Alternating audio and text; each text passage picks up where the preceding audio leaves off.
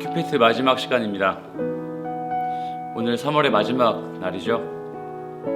여러분, 우리는 그 어떤 한 달보다도 기나긴 한 달을 보냈습니다. 아직 코로나19 사태가 진정되진 않았지만 이 일을 통해서 하나님이 이루실 일, 우리에게 말씀하시는 바가 있다는 걸 꼭 기억하는 그런 여러분이 되었으면 좋겠습니다. 그래서 이 3월의 한 달이 우리에겐 평생 좀 잊혀지지 않는 그런 시간이 되길 또한 축복합니다. 그리스도인이라 하면 그리스도인의 정체성은 그리스도인이 가져야 할 중요한 표지는 바로 이 점에 있다고 저는 생각합니다. 사람들은 우리에게 묻죠.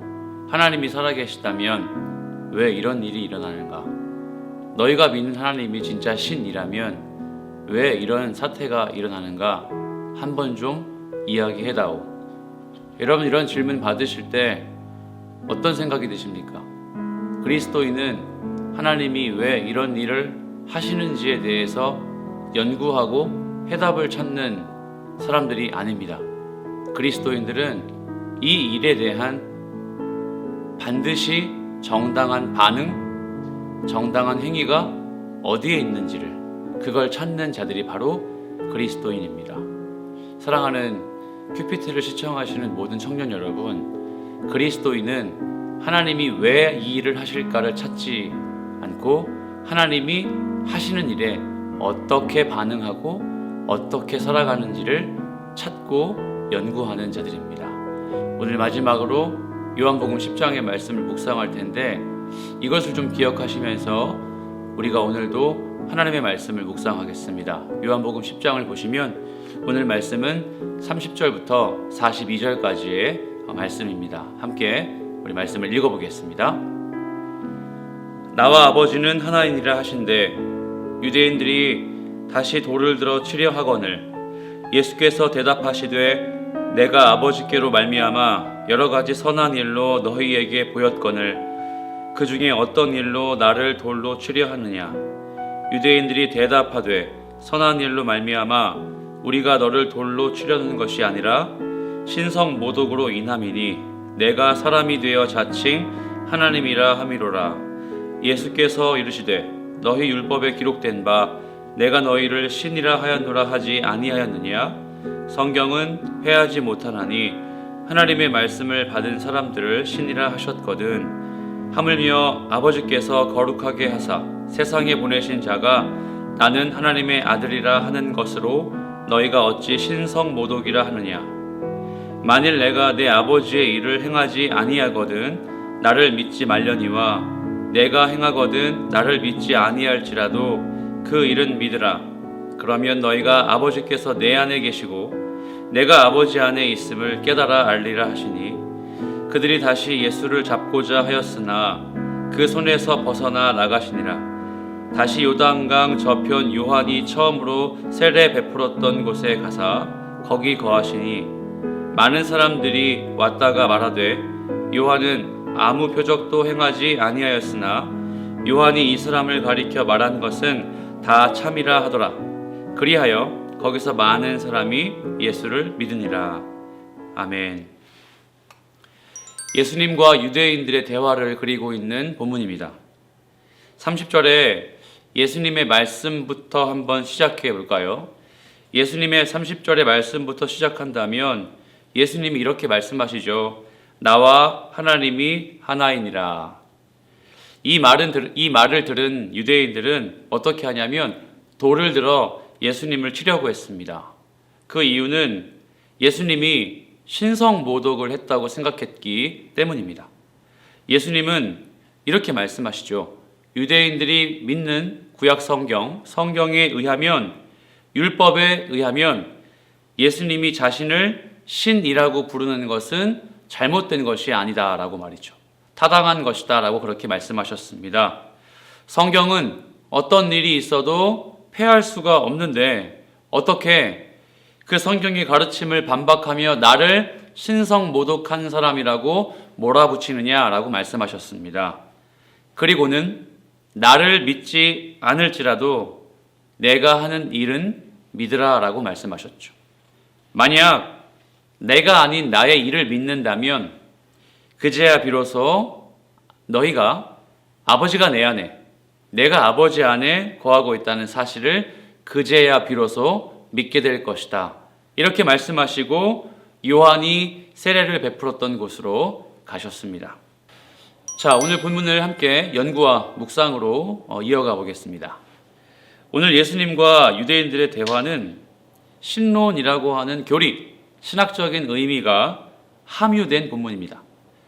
예수님과 유대인들의 대화 속에서 신성모독, 예수님과 하나님이 하나다, 이와 같은 표현들은 신학적으로 예수님과 하나님의 관계를 정확히 교리적으로 짚어내야만 하는 그런 본문이죠. 우리가 시간상 예수님과 하나님이 하나다라고 하는 교리를 다 공부할 수 없기 때문에 오늘 본문 안에서 강조한 부분들로 한번 예수님과 하나님이 하나라고 하는 신론, 이 교리적인 의미를 좀 짚고 넘어가 보겠습니다. 우선 오늘 본문이죠. 30절 말씀을 보면 이렇게 나와 있죠. 제가 읽어볼게요. 나와 아버지는 하나이니라 하신대. 예수님의 이 말씀이 무엇을 의미할까요? 우선 우리가 함께 큐티이기 때문에 큐티는 앞과 뒤의 문맥을 모두 이해할 수 있어야 된다, 제가 말씀드렸습니다. 그러면 우리가 오늘 본문 바로 앞단락에 있는 토요일 큐티의 본문을 다시 한번 묵상해 볼 필요가 있죠. 여러분, 여기서 28절, 29절 그리고 오늘 본문의 30절의 내용이 이어져 있다는 걸 발견할 수가 있습니다. 여러분, 화면을 보시면서 함께 28절과 29절 그리고 오늘 본문의 첫 구절인 30절까지를 쭉 한번 읽어보겠습니다. 자, 28절입니다. 내가 그들에게 영생을 주노니 영원히 멸망하지 아니할 것이요 또 그들을 내 손에서 빼앗을 자가 없느니라. 자, 29절입니다. 그들을 주신 내 아버지는 만물보다 크심에 아무도 아버지 손에서 빼앗을 수 없느니라. 그리고 30절이죠. 나와 아버지는 하나이니라 하신대. 자, 28절에 보시면 내 손에서 빼앗을 자가 없고 29절을 보시면 아버지 손에서도 절대로 빼앗을 수가 없기 때문에, 그러므로 30절에서 나와 아버지는 하나다, 이렇게 이어지는 것이죠. 그렇다면 여러분, 제가 질문을 하나 드려보죠. 예수님께서 28절에 내 손에서 빼앗을 수가 없는 것, 그리고 29절에 하나님에게서 빼앗을 수가 없는 것, 그건 뭘까요?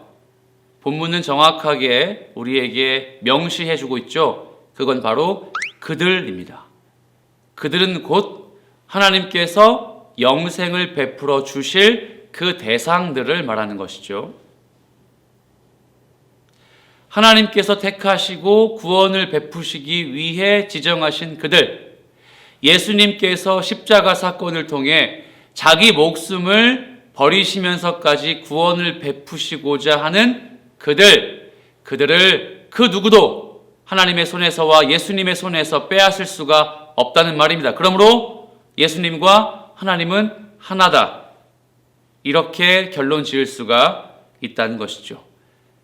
여러분, 그렇다면 예수님과 하나님이 하나다라고 정의할 수 있는 공통 분모는 무엇일까요? 그렇습니다. 예수님이 하시는 일과 하나님이 계획하신 일입니다. 그러므로 예수님과 하나님이 하나다라고 하는 건 한 몸이다, 혹은 물리적으로 하나다라고 말씀하시는 것보다는 예수님과 하나님이 하시는 일이 하나다라는 걸 정의할 수가 있다는 것입니다.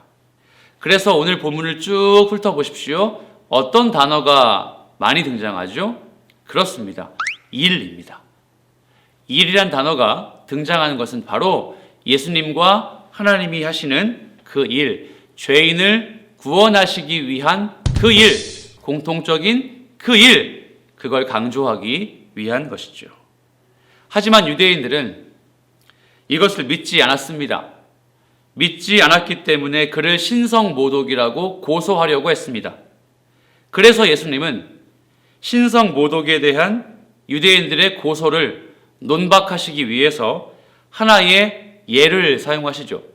오늘 본문의 말씀에 34절 9절을 제가 한번 읽어보겠습니다. 예수께서 이르시되 너희 율법에 기록된 바 내가 너희를 신이라 하였노라 하지 아니하였느냐. 여러분, 예수님께서 어떤 말씀을 하시는 거냐면 구약의 율법에 의하면 하나님이 말씀하셨다. 내가 너희를 신이라고. 자, 여러분, 이거는 예수님께서 구약의 그 어떤 구절을 인용하신 겁니다. 그렇다면 그 구절이 무엇일까요?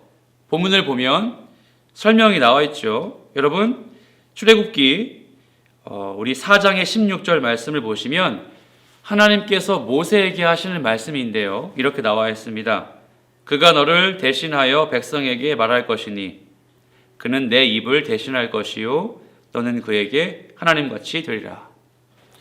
자, 이 말씀은 또 시편에서 인용되어 이렇게 기록되었습니다. 시편 82편 6절 말씀을 보면 내가 말하기를 너희는 신들이며 다 지존자의 아들들이라 하였으나. 여러분, 예수님께서 유대인들의 고소에 논박하시기 위한 이 말씀들이 어떤 공통점을 담고 있냐면 하나님이 지정하신 말씀, 하나님의 대리자의 역할을 맡은 모든 사람들은 다 신이다. 하나님이 하실 사명, 하나님이 하실 그 일을 대신할 수 있는 자들은 모두가 다 신적인 권위를 갖고 있다. 하나님께서 그렇다면 예수님도 그 자신을 신이라고 부를 수 있다는 명분이 어디에 있다는 말이 됩니까? 유대인들이 공통적으로 믿고 있는 구약 성경에 있다는 말이 되죠. 이렇게 말씀하신 이유는 그들이 하나님의 말씀을 받고 하나님의 말씀을 전달해야 될 그런 사명자들이 힘없는 자들과 억압당하는 자들에게 공정하지 못했기 때문입니다. 공정한 하나님의 일을 선포하거나 대신하지 못했기 때문에 구약에서 이미 하나님은 그 역할을 받은 하나님의 대리자들이 반드시 그 말씀대로 한다면 그들은 곧 하나님과 같은 신들이라 이렇게 이야기하는 것이죠. 예수님은 그 자신이 바로 그 말씀에 의한 대표적인 사람이다. 하나님의 말씀을 그대로 할 수 있는 그 사람이라고 자기 자신을 소개하는 것입니다. 실제로 하나님께서 거룩하게 하사 세상에 보내신 예수님이 이 자신을 하나님 아들이라고 부르는 것에 유대인들이 믿지 못하는 건 두 가지를 의미한다는 것이죠. 첫 번째, 예수님의 신성을 믿지 못하는 것과 동시에 두 번째, 유대인들도 역시 예수님과 마찬가지로 결국에는 하나님과 같은 신의 권위, 하나님이 주신 신적인 권위를 갖고 있을 수 있는 그런 자들이라는 사실을 말입니다. 여러분, 예수님이 이렇게 말씀하셨지만 여전히 유대인들은 믿지 않았습니다. 예수님이 그렇게 구약의 말씀을 인용하시면서까지 예수님의 신성을 그렇게 선포하셨지만 그들은 예수님을 믿지 않았습니다. 여러분, 우리가 오늘 본문을 보면서 좀 어렵다 생각이 들지만 우리가 함께 좀 결단할 내용을 이 본문 가운데서 찾는다면 저는 여러분에게 이렇게 말씀드리고 싶습니다. 결국 예수님이 하나님과 하나이신 것은 오로지 우리에게 태초부터 택하셔서 구원을 이루실 대상 우리에게 어떻게든 그 구원을 주기 위해서 하나님께서 열심을 다해 우리와 함께 하신다는 사실입니다. 예수님이 하나님과 하나이시다. 하나님이 하실 일과 예수님이 감당하실 일이 하나다라는 것이죠. 그렇다면 그 하나는 무엇일까요? 우리를 구원하시기 위한 하나님의 계획입니다.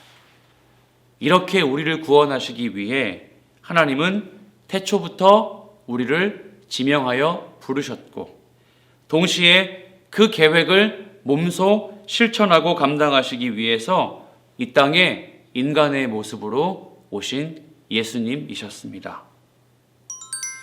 사랑하는 여러분, 우리가 이 하나님의 마음과 하나님의 열심을 이해한다면 구원을 이미 받은 우리, 구원받고 함께 말씀 묵상과 이렇게 큐티하고 있는 우리, 얼마나 감사하고 또 얼마나 감격적일까요? 그렇게 받은 구원이 또 얼마나 소중하겠습니까?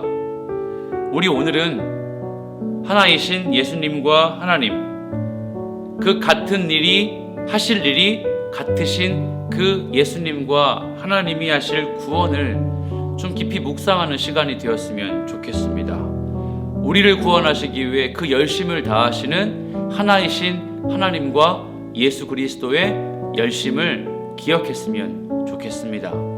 궁극적으로 우리가 왜 그 구원을 받고 그리스도의 몸으로 살아가는 것일까요? 결국 우리를 위해서 하나님은 또 일하시기 위함이겠죠.